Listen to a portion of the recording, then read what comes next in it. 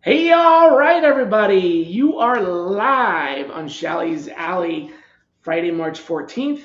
I think St. Patty's is coming up pretty soon. Yeah. So that's gonna be some fun, some green colored fountains and stuff like that. So welcome to the show. We have an interesting guest today, something that we haven't actually talked a lot about on the show. And Tawfiq is the co-founder of a company called Echo Refer. Is it just Echo or Echo Refer? We usually go by Echo, but that domain Echo, was Echo, Echo, Echo, Echo. Can you hear me now? taken. um, you know what you know what I really hate about recruiting What? is it that like, hey, who do you know? I hate that question.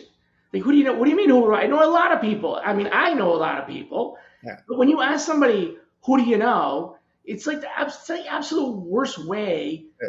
to get a referral because the brain doesn't work like that. Yeah, we need some kind of point of reference. I always tell people if you're gonna get referrals, which you should on all of your phone screens and your calls, and always get referrals. But I say just couch it or give them a little bit of like some kind of a brain trigger, like, hey, do you know anybody at MIT, or do you know anybody that graduated from Georgia Tech and lives in Atlanta? Yeah. Or do you know anybody? Like, give them something, and then they'll have one person, and then they'll like go from there. But when you just say, "Who do you know?" Doesn't work. You'll get. I mean, you'll either get, "Well, I don't know anybody," or which is not true, obviously, Yeah. or "I know a lot of people," which is not helpful. But anyway, as you can surmise from my commentary, the topic du jour is employee referrals and how you can use employee referrals better.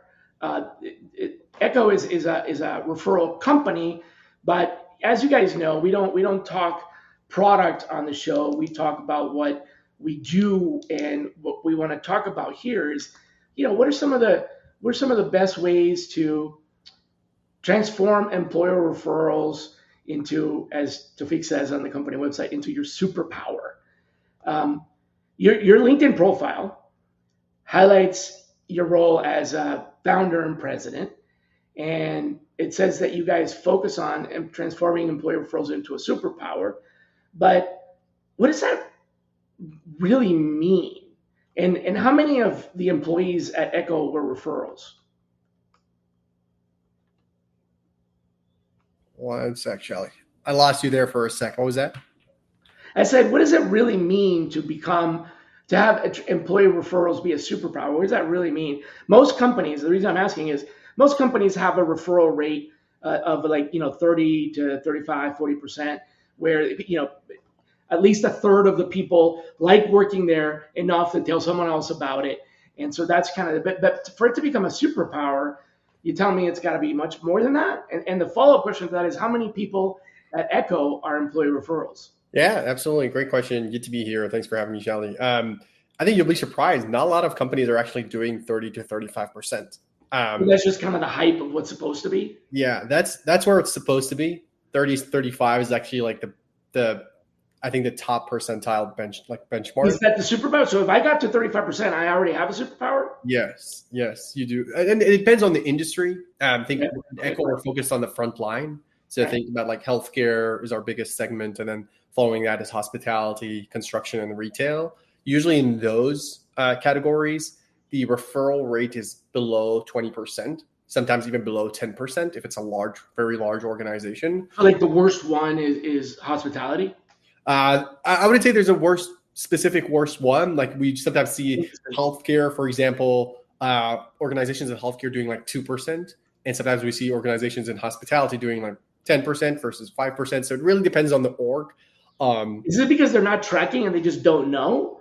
Or is it really like they just, people don't refer people in those types of orgs. Yeah, absolutely. I think the biggest reason is just people on the front line don't know that their org has a referral program, or if they do, they don't know how to refer someone.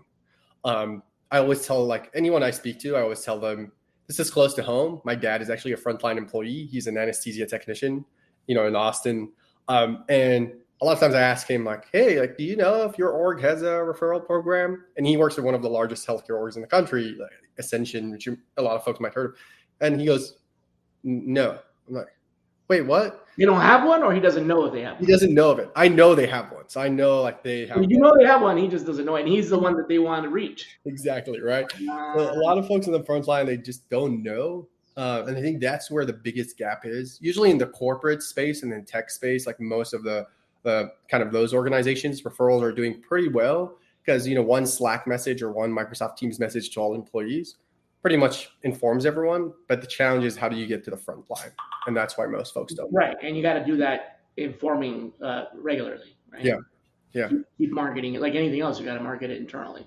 Yeah. Have you heard of the 3 E's? We's?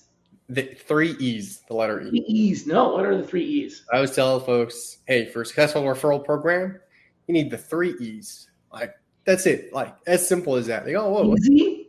The 3 E's. That's one of them. All right. Well, close it. It needs to be, I would say it needs to be enticing. So, okay.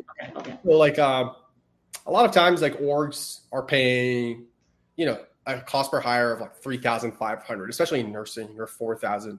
Especially in healthcare, sorry.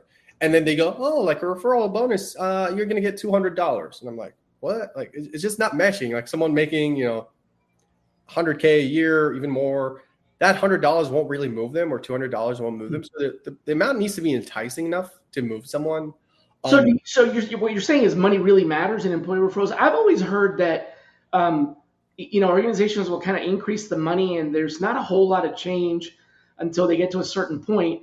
I don't know what that point is, but then they get to that point and then all of a sudden everybody's trying to, like, their job now is trying to get that bonus. And so they become, full-time referrers, and then it motivates the wrong kind of thing. So you're saying it does matter. Is there like a sweet spot range, a percentage of salary, or what? Like, how would you measure that? You're gonna think I'm being political here, because most of my responses is gonna be depends on the industry. It depends on the industry. But is there a formula?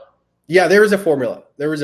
I think most of the times you at least want your referral bonus to be very as close as you can to your normal cost per hire, because then that determines how hard that role is to hire for, but also determines how much that role is being paid for as well, right? Like how much the salaries are in that role. Work your way backwards from your cost per hire. That should give you a good number. So like if your cost per hire is, usually in healthcare, it's $3,700, $3,800. If your referral bonus is around that $3,500 on average, now some roles might be higher, some might be lower, that's a good bonus. But if you go down to like $100 or $200, it does matter. It really, the numbers do matter. Show me your referral bonus amounts, I'll show you the engagement. But then you have the other 2 pillars, right? The other 2 E's. So like enticing, the second one needs to be engaging. So like on the front line, they need to know about it. Like if you have high amounts, but employees don't know about it, doesn't matter. Then it doesn't matter. Like, depending on how high it is. You could have the best eggs in the world, but nobody's buying your chicken eggs if they don't really. Yeah. Exactly right. And then the third one's like extremely simple, so easy. Easy was probably a better alternative. Easy, engaging, and enticing. Okay, got it. So listen, I don't know if you saw any of the past episodes, but I'm going to challenge you with something. Yeah. I know I asked for the formula, so thank you for the formula. So the answer is, it should be about the same as the cost per hire. But let me challenge you with this. Most organizations, as a consultant, when I go in and I conduct some audits and diagnostics and stuff like that, most organizations have not a clue what their cost per hire is. Yeah. They think they know, and what they usually assign the cost per hire to is they basically say, what's our advertising spend divided by the number of hires? So we spent $1 million in advertising for jobs, and we hired 100,000 people, so it's $10 per hire or whatever. It's a completely overly simplistic formula. It doesn't take into consideration the built-in costs of having an HR department, a career website, membership, subscriptions, and all that stuff. So if you really did actually dig in to the cost per hire, it would probably, you'd need another zero. Yeah. So if my cost per hire is 40,000, are you saying that my employee referral should be 40,000? Potentially, because if your cost per hire is 40,000, it really is. Yeah, if your cost per hire is 40, like for example, tech companies, especially small startups. To be clear, that's not what we're spending on advertising. Yeah, that's like the cost of having the overhead for the recruiter's salaries, compensation, all the memberships, all the thing, our ATS, all that stuff put together. To a certain extent, because you wouldn't necessarily. So when you're calculating your cost per hire for a referral program or your referral bonuses, you wouldn't necessarily calculate the tools that you're going to use anyways to have that referral go through your process. You know what I mean? You would though, because if it's an internal hire, right? Based on the traditional calculation, an internal hire costs you zero. You know that's not true. Hi there, I'm Peter Zollman. I'm a co-host of the Inside Job Boards and Recruitment Marketplaces podcast. And I'm Stephen Rothberg, and I guess that makes me the other co-host. Every other week, we're joined by guests from the world's leading job sites. Together, we analyze news about general, niche, and aggregator job board and recruitment marketplaces sites. Make sure you sign up and subscribe today. Get ready to turn up the volume on your HR game. I'm Jay Arnold, former musician turned HR leader and host of Backstage Pass, the HR Rockstar. Each episode pulls back the curtain on key HR topics, from leadership lessons and bold career pivots to the latest in HR tech and talent strategies, featuring the rock stars within their industries. If you're ready to shake up the status quo and amplify your impact, this is your all-access pass. You can catch the show on the Work Defined Podcast Network and wherever you listen to podcasts. Subscribe now and let's rock the future of work together. I see your point. Interesting. There are tech companies out there paying like 20 grand, 30 grand for a referral bonus. The highest I've seen in a referral bonus generally is in the two spaces. The cleared space, so like government contractors, etc. They're paying up to 50,000 for referral bonuses. And then the second one is the veterinary space. So something I was surprised of, but yeah, veterinary folks, very hard to find. Like they call the doctors, the veterinary doctors, and orgs are paying up to 20,000, 30,000 for those roles. So interesting question. The cost to not hire, in other words, the cost of vacancy. Yes. I for a long time sat on the U.S. board for the International Standards Organization, the ISO. The U.S. is ANSI, so ANSI representation.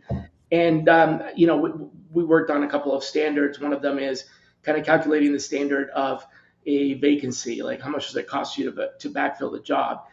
The number that was arrived at industrially, globally, as a formula to estimate is 2x annual salary. So the moment that a position is vacated, we used to pay Shally $11 an hour, which is a lot more than I make right now, but we used to pay Shally $11 an hour. And so that's about $22,000, $25,000 a year. Yep. The moment Shally quits, we now have, it's already going to cost us 50 grand. Right. So that's kind of the estimated. So should it be based on that? And how much is too much? Before the thing that I was asking you before all of a sudden you're just deputizing your entire company to just go out there and be recruiters and don't even forget about your job, because you can make so much more money. If you're getting 40,000 per referral and you make 10 referrals this year, you're golden. Yeah. At one point, is it just too much? You got a side hustle going on. Not even. It's like better than your regular job. Yeah. There's one of our clients, their healthcare customer. They have one of the most challenging roles to hire in healthcare for is a CRNA. Right. Okay, that makes sense. Yep. Yeah, and usually that's the highest bonus amounts are for CRNAs. And one of our customers, they have a CRNA who for that CRNA. They referred 4 or 5 individuals, and all of them got hired, and they're paying $20,000 for a bonus. So that person just made $100 grand probably that year just from referral bonuses. Now, when you speak to the teams that the customers say, hey, like, are you happy? Are you not happy? They're like, oh, we're loving it. As long as he's bringing us CRNAs and Right. he's getting the But if bonuses. you ask their manager and they're like, yeah, they haven't showed up for work in a couple of years.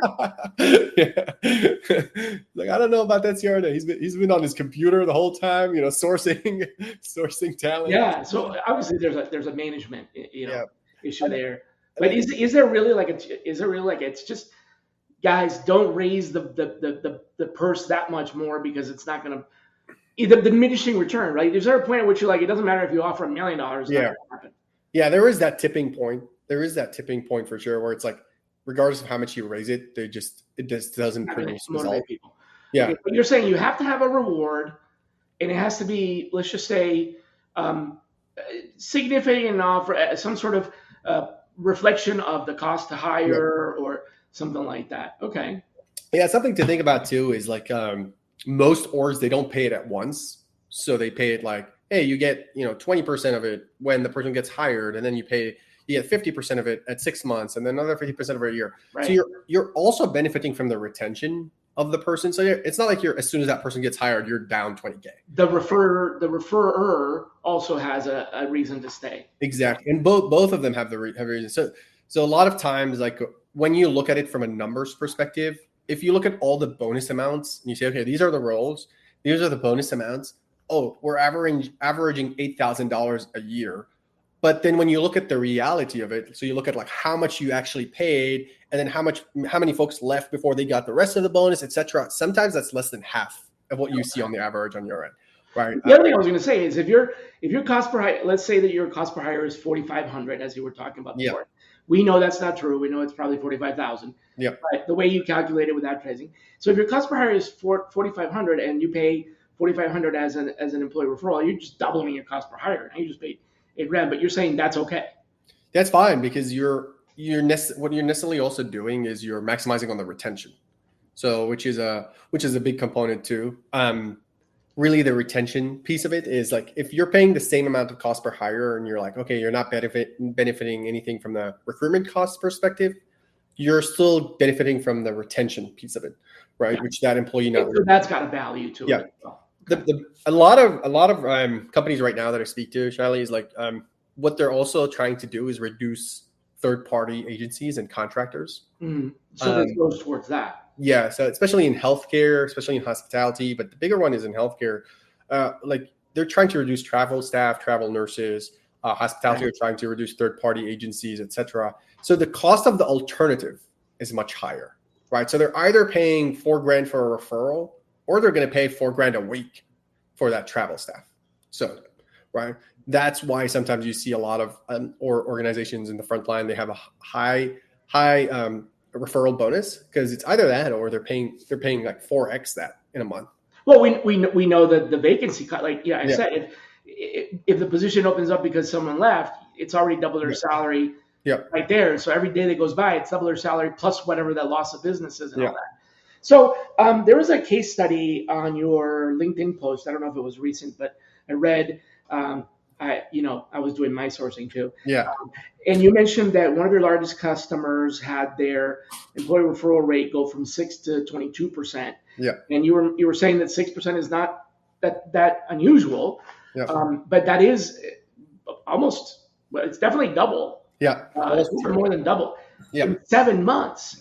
Mm-hmm. Can you point to a couple of key factors? I don't want you to, give away your company product or anything, but sort of point to what were the turning points that made that, more than double. Yeah, absolutely. I think the biggest one is just the awareness and the engagement on the front line. So you're talking about the customer, they have around 55,000 employees, right? I bet most of their employees probably didn't know they have a referral bonus program, right?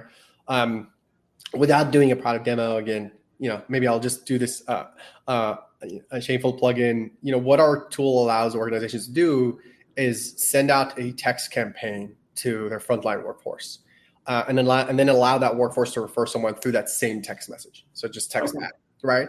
So if you think about it, the point was without your technology.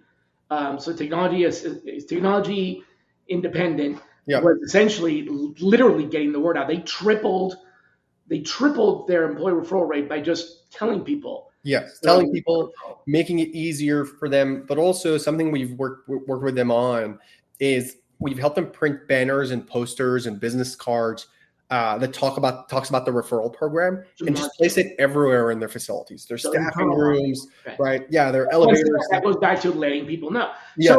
So companies have employee referral programs, and then they just don't tell anybody about it. This is common. They don't tell anyone about it, or they just tell someone about it just like once via email. Like, here's how it generally works. Every 6 months, they realize they have a shortage, and they're like, hey, what's happening with the referrals? Oh, we're not doing a good job there. Cool. Let's send out an email telling folks about referral. 80% of the workforce doesn't even read the email. 20% who do, they don't even know someone to refer, and that's it, right? And they do that like once a year, or twice a year, maybe once a quarter, and that's it. And they're like, hey, we're trying to tell people, but most folks on the front line, they don't read their emails, or if they do, they just ignore it. So it's really either they don't tell folks, they're not doing a good job telling folks, or they're using the wrong channels. So they're going for the wrong channels to try to tell those folks. Right. Does that answer the question? It does. Yeah. So I have to come clean. I've got to admit I've been lying to you. Why is that? I actually know a lot about employee referrals. Not as much as you do. Yeah. But I do know a lot about that. In fact, at my previous job, where I was global head of talent acquisition, strategy, and people analytics for a $2 billion unicorn, yep. I was handed the reins completely to the employee referral program and was given a charter to increase it. And I got to tell you, I learned a lot during the 2 years that I ran that and administered it and trying to grow it. And I was successful doing it. Yeah. That's not why I'm sharing this. I'm sharing this because some of the things that I learned were just unexpected. Yep. And so I'll give you, and this may already be part of what you guys talk about. So just say, yeah, we already do that. I'm not trying to, one up you at all. I'm just sharing as I used to do. I'll give you like 3 examples of employee referral programs. Way back when, in the times when I was at Cisco, we had an employee referral program that was essentially a friend at Cisco kind of thing. So it was all about like, we'll connect you. If you're a referral, we'll connect you with someone at Cisco that will be your buddy. Yeah. And they're not going to interview you or offer you a job, but they'll be like sort of your ambassador to Cisco. So that worked fairly well. Yep. And what it did was cement the relationship. So we were able to close the referrals long term, but it had a very long tail. And then I've been in another setting where the employer referral was just like a gigantic cash dump. Like here's a big old check. And both of those, I guess, were ways to, I think there were ways to get people to pay attention to it. Because what you just said, most of the time, the only time you hear about it is during orientation. Yeah. That's it. So that's it. Oh, by the way, we have an employee referral. What was that? I didn't catch it. Don't worry about it. You okay. By the way, it's $5,000. What was that? I didn't hear that. But so here's what I learned. Offering, and this could have been just the setting, but offering money alone doesn't really do it. You're right about, and of course I know you're right about if you don't tell people that it's there, they're not aware of it. But I felt like everybody was aware of it. During their onboarding and orientation, they're told about it. Yep. And I actually did a 30-minute employee referral orientation at every starting orientation class. Greeting new hires specifically to make sure that it wasn't just an off the cuff. Here's a link to the employer, but like we really went into it and talked about how to calibrate a candidate, what we're looking for in candidates and stuff like that. And that made a difference because I noticed the people that went to that orientation did refer, and others that did not go to the orientation and never kind of learned about it. Yeah. They might have still been aware of it, but didn't. But it wasn't, I found that it was more about the connection than about the money. Yeah. Some of the positions had a $2,000 bonus and some had a $5,000 bonus, and people didn't care. Yeah. They worked, they were like, whether it's this or that, happy to get the 5,000, but like, because it's a number that, they're going for that number. Another thing that I learned is there's a tax implication. Yep. Talk to me about that. Yeah, I mean the referral bonuses are paid. Your tax on your referral bonuses is just very equally to what your tax on your W-2. So it's really just added on top of there. Now, I don't think employees will get disappointed. The thing is, you just need to keep it transparent to them. So if you're saying, hey, we let them know because like if it's 3,000, hey, just heads up, it's 3,000. It's like a bonus, so it'll come on your W-2. So taxes will be deducted. Don't expect like a lump sum of 3,000 in your account. Right, and like you were saying, if it's like half at 3 months and half at 6 months, it's half minus taxes and half minus right? Absolutely. Yeah, no, absolutely. And employees generally don't have an issue with that, as long as you keep it transparent. Do you recommend or advise that the employer pay the tax? This is wrong. So it's let's say it's 5,000. It's 5,000 plus estimated tax is 30%, so that you get the 5,000, or does it not really matter? Depends on your tax bracket. I think it's like if you're getting taxed, we're down to the individual. You like to say depends a lot. Yeah. So it's an individual thing, right? But you're saying it doesn't really, it's not necessary to pay for the tax of it. Yeah, absolutely. I think, and the one thing I like that you mentioned, I've been really trying to focus on like a video on LinkedIn. So you see me posting all these videos of like 40-second videos giving tips, etc. I recorded a video the other day, and one of the points I said, the employee referral program is just a reflection of your culture, right? Like if your employees are not enjoying the workplace, they don't like working there. If people don't like working here, they're not going to tell. They're not going to refer, regardless of how much you offer them. If it's a gazillion bucks, they will not refer someone to work at the organization, and vice versa. Unless they want someone to suffer with them. That's true. Unless they refer someone they didn't like from high school, or someone they like to help them make their pass the day is better. Right. So that's it. But generally, like if your employees love working at your organization, really the bonus amounts, as long as they're aware of the program, the bonus amounts, as long as they're enticing enough too, shouldn't really affect if you double them or et cetera, go from 3,000. Right. So just have something that's substantial in a way that reflects the value of, right. So don't do $200. Yeah. But you also don't need to do 200,000, right? Yeah.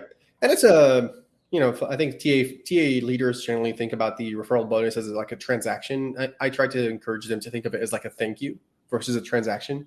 So it's like just me telling the employee, hey, thank you for referring that person, right? Here's us just thanking you for that. And in return, we're giving you this bonus for you guys. And that actually takes me to the other finding that I was surprised about. And it was a big learning, which is we realized that trying to get employees to refer people to a specific job didn't really work. Yeah.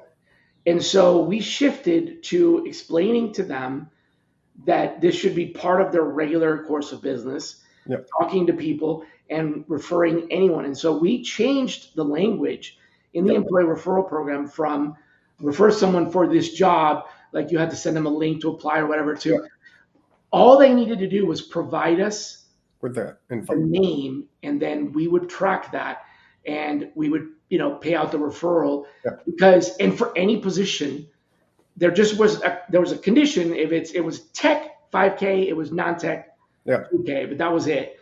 Other than that, any non-tech, and so what that did was it discouraged people from like going out there and recruiting for a job. Yeah. To refer someone for this. Instead, they were referring more people, and so it was a way to get them to get folks to actually provide referrals.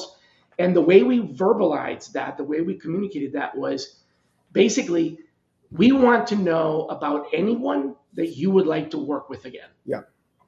That was it. Like if it's someone you would like to work with work with again, tell us about it. And you never know, because you might refer someone that you would like to work with for a CFO position, and we already have a CFO. What if we don't? Someday we don't. Yeah. It could be years away. But so don't only refer people for open jobs. Yeah. That's what we said. You refer people for anything that you think. If you think this is someone who should work here because you enjoyed working with them, or you would like to work with them, you respect them, you value them, we may not have an opening now. We may not even do that business, but refer them anyway. Yeah. And then the other side of that was we actually did market. So when they referred people, we marketed to those people and invited them to join our talent community and stuff like that. So we didn't just make a list. Yeah. And sit on the list. Yeah, absolutely. I think the referrals can be not necessarily if someone refers someone, another individual, that means like, hey, this is a person for this job right now. A lot of times orgs miss out on the fact that these referrals can be your long-term candidates to help source from, right? And that's a big discovery. Yeah. It becomes another segmentation in your talent pool. Yeah. That and we would keep in touch with them a little bit differently. I agree. I agree. Before I ask you the other question, I just realized something. So tell me a little bit about resentment. Mm-hmm. And when someone an employee refers a person for a job and they are outraged that we didn't think as highly of that candidate as they did, that the candidate maybe didn't even get an interview, or that the candidate didn't get hired. Like I referred Sabrina and you never even hired her. I'm not going to refer anybody else because the person that I thought was perfect for this job. Tell me a little bit about what happens there. What's that dynamic and how to prevent that? Because what we don't want to do is have an employee refer someone good and then have that employee now turn sour about the relationship with their employer because we didn't hire the person. And we're not obligated to hire them. I get that. But how do you handle that? Or maybe how to prevent that? Yeah, I think the best way to prevent it is just to keep it transparent to the referrer on why you didn't hire that person or you didn't interview them in the first place. But you don't want to disclose anything personal about nothing confidential. So and this is the tricky part, is you want to balance it with how do I inform this employee why we didn't hire the referral so that they become better at finding us the right folks, but at the same time not disclosing any confidential information for Sabrina. It could be, we had other people that had more qualifications in this area or whatever, right? Yeah. Okay. And then the messaging to the referrer as well, it should be very similar to the messaging for the applicant. A lot of time, the candidate experience is very important. Creating that messaging for the candidate saying, hey, here's the feedback. We love what you saw, but here's why, we ended up moving to other candidates, etc. You have to have similar messaging to the referrer without disclosing confidential info. Again, is, hey, appreciate the messaging needs to be very similar. Like, appreciate the referral. We have Sabrina here. We've added her to our talent community. We're going to keep her in mind for future jobs. We loved her, etc. But for this job or for these next roles, we took different folks that had maybe more experience, etc. But hey, we're going to keep Sabrina in mind. That way, the person at least knows it's not like, oh, the door is closed forever. That's a good point, right? They didn't get that job. Yeah. But we didn't, we're not rejecting this person. Yeah. It just, competitively for this position, yes, we're desperate for candidates. Yeah. But we were fortunate enough to have more than one candidate, and we made the best decision for the company. So try to kind of diffuse it that way. Yeah. But is it my responsibility to keep the referrer informed? Depends. On what? Depend. I think it depends on the role. So why? A lot of times, like if you're not getting a lot of referrals for specific roles, like very hard to fill roles, mm-hmm. right? Very hard to fill roles. You want that white glove experience for both the referrer and the referee. Okay. So you want to give them that. I'm not saying you shouldn't give a great experience for like the high volume roles that get a lot of applicants, but I think. But maybe do take the initiative to give an update to the referrer. Yes. Now, this is where technology comes into play. Is like, can you automate it using automation, AI, etc., to really help you deliver those messages without you having to write, specific messaging every single time for every single referrer, right? Is there a way where you can capture that information, you can, clean it up, don't disclose the confidential information, and then an AI assistant or an AI agent can help you inform the referrer, right? To do that on your behalf. And I think that's where the technology piece comes into play, is how do you deliver that white glove experience for everyone without really capturing a lot of your time and spending a lot of your time to do so. So what other gaps are there? Yeah, you have the, you've got the compensation, so you entice them, right? Then you have you make them aware of it, market it, and then make it easy, have place to email them or a link or something so that you don't have to jump through. So the employee that's referring someone doesn't have to like go and fill out some ridiculous 25-page form or anything like that. Is there anything else that's typically missed? With referral programs, I think, and this is the last part, is just keeping the referrer informed about the referral as well as about their payouts.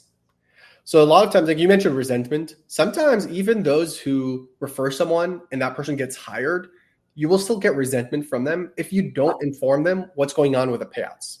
You don't inform them what's going on with the referral. So let's say you refer someone today, you're like, oh, they're hired, cool, and no one tells you anything about like, hey, Shally, by the way, thank you. Like, $2,000 is coming your way in 30 days, and another $2,000 is coming your way in 4 months. We'll give you an update on those, but appreciate your engagement. Got it. A lot of times organizations drop the ball on that component, and then it creates resentment from that employee. It's like, I got to email someone to learn about like what's happening to my bonus. Well, where are we? 2001? Like, and they have to email the HR team, put a ticket for the TA team and say, hey, like what happened to my payouts? Like, are they coming? Are they not? And the team goes, ooh, let us check our spreadsheet. It seems like, the check's in the mail. Yeah. Or that. The check. Did you lose it? We already mailed that to you. Yeah. So I think that's the component, is like you create that loop, right? Like you have someone making a referral, that person gets hired. How do you give that person who made the referral a great experience to go like, bam, now we want you to refer more people? And this is a metric that I don't think a lot of orgs are measuring, and I highly encourage it. It's called the repeat referral rate. So how many of your referrers are referring more than one person? That gives you an indication on whether their experience was good or not. Tell me about competitions. Mm-hmm. So one of the things that we did to keep this going with post new hire orientation was to hold and again, I was responsible for this, to hold a contest where every month the person who referred the most people that month, it would get an additional, it was, now in this case, it wasn't a cash bonus. Yeah. It was a incentive of some sort. Mm-hmm. So I guess this is a two-part question. One, what do you think about holding these like most referral type of competitions? And two, what do you think about non-monetary rewards?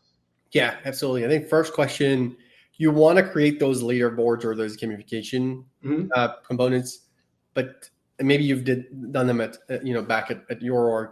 But I highly discourage you do them based on referrals submitted. You want to do them based on referrals hired, or at least referrals qualified. Like, hey, how many referrals you submit to get to the hiring manager? That counts as a point. It was hires. Yeah, hires. Yeah, hires, right? Essentially, it was these are the people who are going to be getting the bonus. Yeah, like these are exactly. Like you're doing it based on referral hires. You definitely need that. Sometimes I encourage organizations as well to do it based on like referrals qualified. So like, based on if a referral gets to the hiring manager, you get a point, right?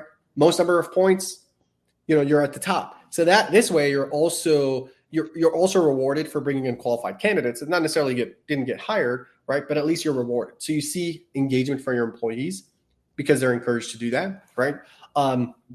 That's the first piece. And I think the second question is non-monetary rewards are, I would say, like the cherry on top, right? So like if you say, hey, look, we have a strong referral program.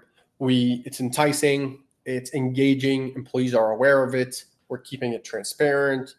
The experience for them is really great. The experience of the referrer is really great.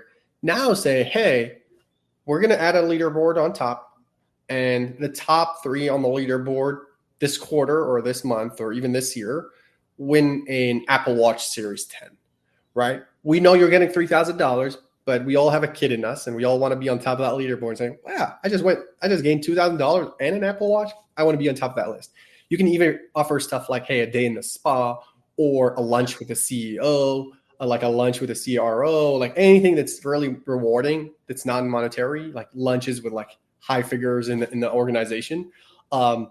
That we've seen be really, really successful, but that's a cherry on top. Don't do that if everything else is messy. So you're saying that is the extra cherry on top, extra incentive, not to replace the monetary reward with a cashless incentive from the beginning. What if So you're saying not do that. Okay, interesting. What if it's an organizational issue where this is going back to one of my large global clients that has such a diverse population globally that the cash amount, the cash remuneration would be disproportionately $5,000 in the U.S. is it's a good bit of money, but $5,000 in, let's say, Sri Lanka might be someone's annual salary. So in those kinds of cases, this comes from an organization where they actually did not have a cash reward, but it was a incentive in another way, which was you had a choice between an extra couple of vacation days, like add vacation time off, or a donation was made in your name for a certain amount to a charitable organization that you determined, but this was a big enterprise, but it had to be on the list of approved charitable organizations. Mm-hmm. Now, this is a pretty big list. There's a website that provides that. So it was like a login, and you'd be like, here's freaking 10,000 of them, right? Yeah. But that was because they don't mind paying it out, but they just didn't want to all of a sudden give somebody, way too much disproportionate to the rest of the population. Mm-hmm. Is that fair, or should they just somehow adjust the referral program, or what? The pace of change in the world of business is fast, and that drives incredible complexity for the world of human resources. Welcome to the HR Data Labs podcast, a series of conversations with experts inside and outside the world of HR on how to innovate, measure, and evolve our practices. Our goal is to help provide you with practical examples of how HR has to change to meet the complexity of the business environment. Every week, we'll talk to new and different voices on all aspects of HR. And at times, we'll get irreverent. Silly even. And sometimes geek out on the data and technology that underlie the processes that drive the world of HR. But the conversations are always insightful and fun. So please, enjoy the HR Data Labs podcast. What happens when employees behave badly? Boy, we could do an entire TV show, maybe a Netflix special on that. Well, Ryan and I sat down and recorded episodes for FAMA, and we asked practitioners, give us your most outrageous story. The sales leader that brings cocaine to work, whatever. Just bring us the outrageous, and it is funny. So if you need a laugh, which we all do from time to time, search for Workplace Misconduct wherever you get your podcast, and you'll find it. And trust me, you will laugh and cry, but you'll definitely laugh. All right. Thank you. Yeah, I think those situations where what I've seen is most organizations, they do it based on, like, they have pockets of their referral program. They don't do cross referrals. Or if they do cross referrals, they do it you get rewarded based on the person you're referring's location. Right. So if I'm in, Sri Lanka, and I refer a friend of mine in the US that's a software engineer that's cleared, who's like a purple squirrel, right? And that person gets hired, I will get that, whatever that referral bonus for that role is, because I just helped you hire one of the most hardest roles in that location, right? Whereas if I'm in, Sri Lanka, even though that's so much money in your country that you literally just retired and bought a villa. Potentially. If you can help me hire that role, why not? Okay. Right. But most orgs, what they do in this situation, they have like pockets of the referral program. So they have like, hey, we have the Sri Lanka referral program. We have the US referral program. Appropriate tiers based on the. Yeah. Okay. Right. But I mean, look, if I was going to say like maybe reward them with cryptocurrency, but not doing so well right now. So who might have a tax impact or whatever. Yeah. So is it true that you are the former honorary consul of Sri Lanka and Jordan? That's my grandfather. It's not me. Oh, okay. Yeah. Now we have the same name. So something in Middle Eastern culture, we get named after our grandfather, not after our father. So you were never a consul? No. Yeah. No. That's my grandpa. He's passed away now. helpless is so. That's pretty cool, though. Yeah. Yeah. Is that why you said Sri Lanka? That's why I picked Sri Lanka, because I saw that on one of your feeds somewhere. So I figured. You ever lived there or anything like that? No, I haven't. I've actually born and raised in Jordan. Up until 18 years old, moved to the UK for college, and then moved to the US about 6-7 years ago now. Just recently been. I've recently just became a US citizen, maybe like last year or so.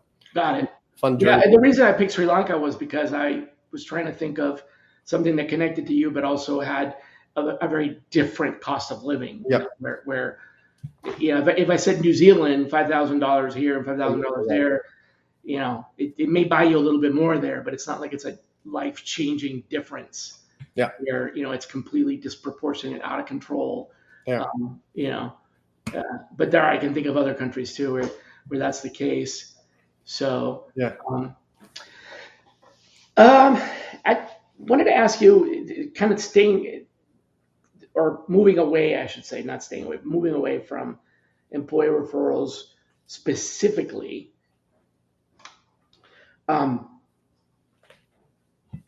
you feel like there's a cheat code for talent acquisition that people don't know about, but they should? As a talent acquisition team or as a candidate? In the job of talent acquisition. Oh, like someone is a team or individual, yeah. And you alluded to maybe you're a gamer, so I use cheat code as a yeah. So is there some kind of cheat code that we need to know about? I wouldn't necessarily say it's a cheat code. One thing I sometimes say, a lot of talent acquisition folks, they forget to, and I love talent acquisition. I've been working with those teams for a while now, but they forget to remember that in the end, you want, the business just wants to generate revenue. And if you can position whatever initiative you want to take to help them do that, you're almost going to get a green light in anything you want to do. So I think in the past few years, or maybe throughout the years, talent acquisition, HR has always been seen as an expense.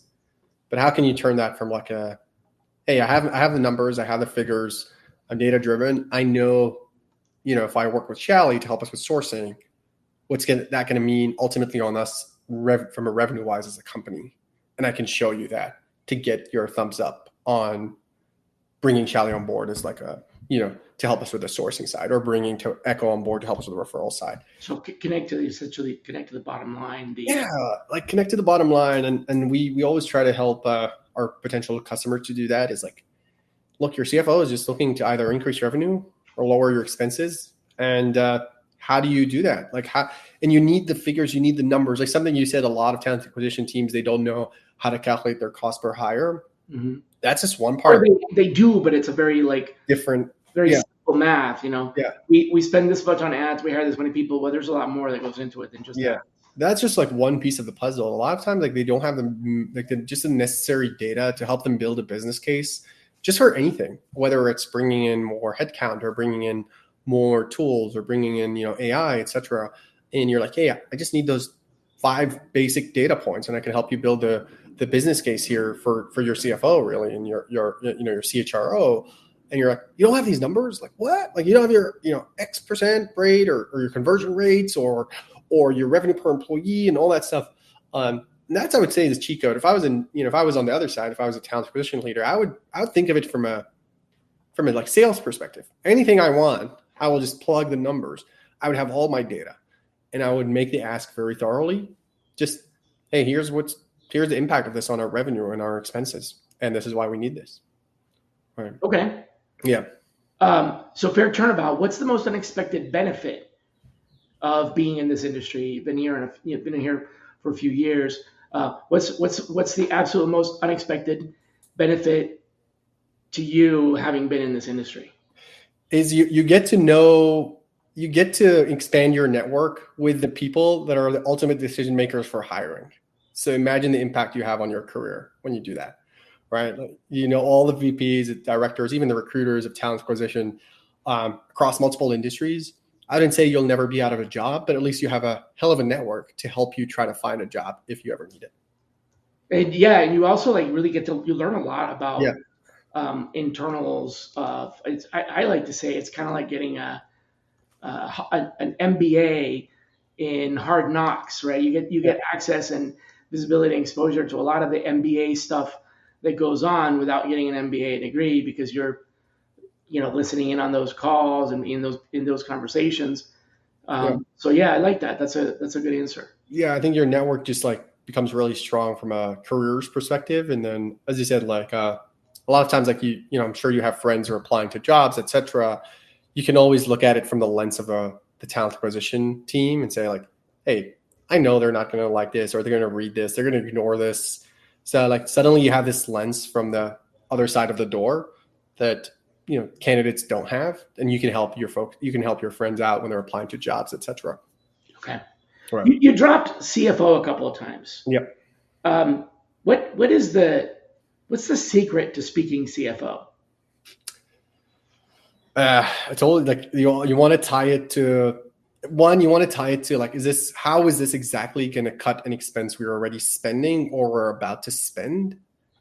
Is it all about cutting costs though? Right now it is. I mean, especially with the current situation of the market, it definitely is, especially with CFO. Like in the end, they're looking at is this going to help me cut? What's the cost of inaction, not the return of investment. Okay.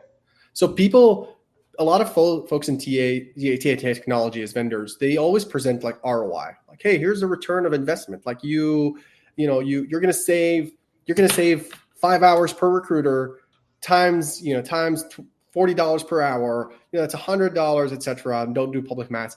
And that's ROI. But the CFO looks at that and says, yeah, but we're already still hiring those recruiters. So like you're not generating anything for me right now. Like it's an ROI based on nothing. Like we're not cutting anything. The secret to speaking CFO is doing cost of inaction. So, hey, because those recruiters are spending not to act. Because those recruiters are spending 5 hours doing this, they're not spending those 5 hours doing that. They can help you increase your revenue or lower your expenses. Right. And here's how. And this is why, especially in healthcare, when we speak to a lot of organizations, we say, hey, look, what's your cost of not getting the referrals? It's not your cost per hire. It is your third-party travel staff. If you don't fill this role, you're paying 4x to bring someone in. And when CFO looks at that and says, oh, it just makes sense for us to increase our referrals. Let's bring this in. Like we're going to spend $3 million a week. We'd rather spend, X amount on referrals. Let's do it. Right. Okay. And again, it might not be about spending more, it might be about saving. Yeah. Yeah, or spending less, or it might even be revenue generating. I think it's not necessarily easy to connect the dots from recruiting to revenue generating unless you're working on revenue generating positions. Yeah. But you can get there even if it's a little bit roundabout by going through the way of opportunity cost or other ways to measure an increase in margins, which may not be a decrease in cost. It could be new opportunities, new markets, stuff like that. Yeah. So, even like, hey, we're shortening our time to fill and we're reducing our turnover. Cool. For CHRO, that looks good. But for CFO, I was like, okay, what does that mean for the bottom line? Right. What does reducing our time to fill mean to me? Yeah. And that's what you got. Spending money faster is what you're telling me. Yeah. Well, I told you, ultimately, it's a business. Like, ultimately, it's every organization is a business, right? Yeah. And you got to tie that to it. And I think the people are the core of the business. And sometimes there's things you cannot measure, right? Especially when you have a large workforce. And these are the people that make your workforce. But sometimes you need to tie it, if you want something, you need to tie it to the ultimate, bottom line, right? Got it. Ultimate bottom line. Well, thank you so much for being on the show. We're getting close to the end here, and I always want to ask every guest this one question. I know you probably saw this one coming, but before you go, I'd like to ask you, who should be our next guest? Can I plug in two folks? Absolutely. I get 2 for 1. Awesome. Okay, cool. So top person right now, or both equally, I'd say the first one is Alex Marcus. I don't know if you heard of Alex, but he's the CEO at IRD, Integral Recruiting Design. He is an iCIMS wizard. He's been in this space for a while. He's been helping a lot of organizations just make the best out of the technology they already have. Alex is a good friend as well. He's helped us a lot just to get off the ground on the Echo side. Great person. We love Alex. And then the second person is Ryan Christoy. Ryan, Chris Toy. And I can drop you the LinkedIn profiles of them after the I was going to say the call. Okay. It's doing calls after the LinkedIn Live. So Ryan is the president of enterprise at Recruitix, one of the leading recruitment marketing agencies right now, and just a great guy to speak with. He used to own his own. He used to own his own firm, which was acquired, and just vast knowledge of what's happening in this space right now. Awesome. Those are great referrals. Appreciate it. Yeah. Email or introduction would be awesome. Yeah. Just because you're recommending them and doesn't mean they're going to accept my invitation, right? Yeah. But I'm definitely going to give that a try. So thank you so much for showing us a few really good takeaways around improving our employee referrals. And I feel great because I thought 35 was just, a target that you should attain. I didn't realize that was like the super. Now I have a superpower. I didn't even.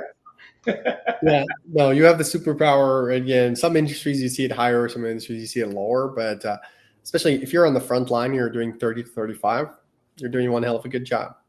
I'll say that. Awesome. Good to know. Yeah. Thanks, everybody. Thanks for joining. Come back next Friday, and we're going to have a conversation on how to elevate your AIQ. Get it? AIQ.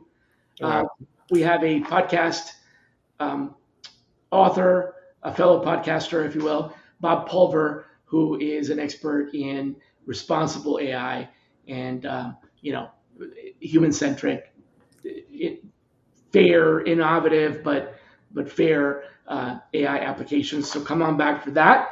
And until then, thanks a lot for joining us and be kind to yourselves. Take care. Awesome. Thanks, everyone.